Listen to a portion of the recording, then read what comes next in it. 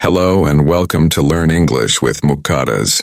I'm Ali, and today I will share with you a story about my visit to the hospital.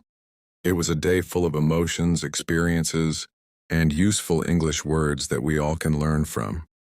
So let's begin. It was early morning, around 7:30 a.m.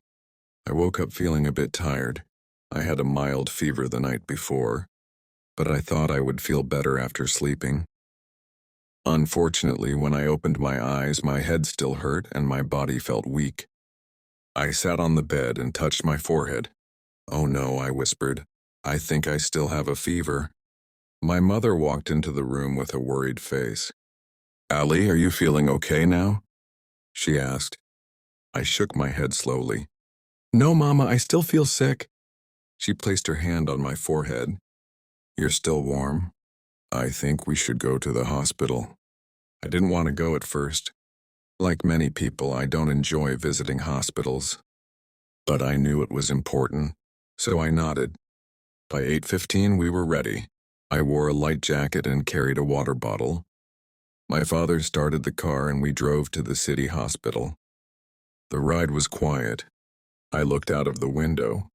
The streets were slowly getting busy. Shops were opening. Some school children were walking with backpacks. Life was moving as usual, but I felt slow, a little lost in my thoughts. When we reached the hospital, the parking lot was full. We parked the car a little far and walked towards the main entrance. I noticed many people standing in line. Some looked tired, some were holding children, and some were just waiting silently. We went to the reception desk first. "Good morning," my father greeted the lady at the desk. "Good morning," she replied kindly.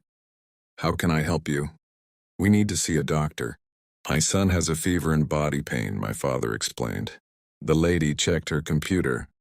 "You can go to room 12. The general physician is available there." "Thank you," we said. We followed the signs and walked through a long hallway. The hospital was clean but busy. Nurses were walking with files. Stretchers were being moved. And some visitors were asking questions. Finally, we reached room 12. There were about 5 people ahead of us. We sat down on the bench and waited. Waiting at the hospital is always a strange feeling. Everyone looks worried or tired. Some are holding reports, some are silent, and some, like me, just want to feel better. After about 30 minutes, it was my turn. I entered the room. The doctor was a kind-looking man, probably in his 40s. He smiled and said, "Hello, please sit down." "Good morning, doctor," I greeted him weakly. "What's the problem, young man?" he asked. I explained everything. The fever, the headache, and the tiredness. He nodded and took notes. Then he checked my temperature and blood pressure. Your fever is a bit high," he said. "But don't worry. I think it's just a viral infection." I felt a bit relieved. The doctor wrote a prescription. "Take these medicines for 3 days. Drink a lot of water, and get plenty of rest." "Thank you, doctor," I said. We came out of the room and walked toward the pharmacy counter inside the hospital. Again, we stood in line. When it was our turn, my father gave the prescription to the pharmacist. "Please wait 5 minutes," the pharmacist said. We sat down again. The hospital was becoming busier. More people were arriving. Some were carrying reports, some holding hands of old parents, and some were pushing wheelchairs. It made me think. Hospitals are not just places where people go when they are sick. They are places full of hope, care, and healing.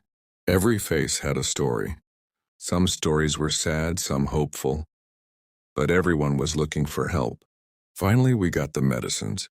By the time we left the hospital, it was almost 11:30 a.m. I felt tired, but I also felt thankful. Thankful that we had good doctors, caring nurses, and clean hospitals. On the way home, I drank some water and closed my eyes. My body was weak, but my heart was calm. I was happy that I got the treatment I needed. When we reached home, my mother gave me warm soup. I took the medicines and lay down in bed. That day, I understood the importance of health. We often ignore small signs thinking it's nothing. But taking care of your health is very important. If you feel sick, don't wait and go to a doctor. This experience also taught me many useful English words and sentences. Let me share some of them with you. Useful vocabulary and phrases. I have a fever. My head hurts. Let's go to the hospital. Where's the reception desk? We need to see a doctor. Please sit down. What are your symptoms? You have a viral infection. Take these medicines. Get plenty of rest. Drink lots of water. I hope you feel better soon. Learning English becomes easier when we connect it with real life. Every moment, even a visit to the hospital, gives us a chance to learn something new. So, dear listeners, next time you or someone you know visits a hospital, try to speak a little English. Use simple sentences. Don't be afraid to make mistakes. Learning is a journey, and you are doing great. That's all for today. Thank you for joining Learn English with Mukadas. I'm Ali, and I'll be back soon with another story from daily life to help you learn English in a fun and simple way. Take care of your health.